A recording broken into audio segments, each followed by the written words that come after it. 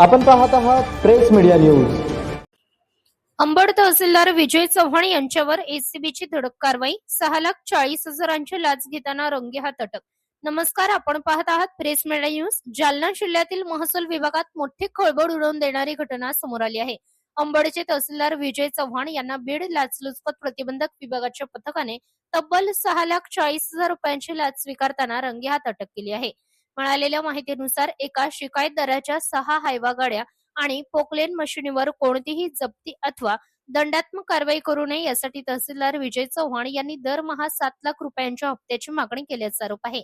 तक्रारदाराने याबाबत लाचलुचपत प्रतिबंधक विभागाकडे तक्रार दाखल केली होती। त्यानंतर एसीबीने पडताळणी केली असता लाचेची मागणी झाल्याचे निष्पन्न झाले। दोन्ही पक्षांमध्ये 6,40,000 रुपयांवर तडजोड झाल्यानंतर एसीबीने सापळा रचला।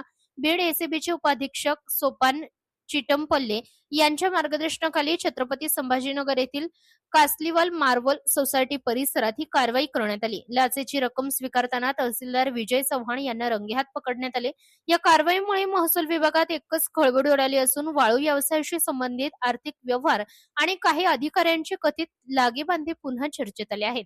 दरम्यान या प्रकरणी पुढील कायदेशीर कारवाई सुरू असून एसीबी कडून अधिक तपास केला जात आहे। प्रतिनिधी सूरज पारवे, प्रेस मीडिया न्यूज, अंबड।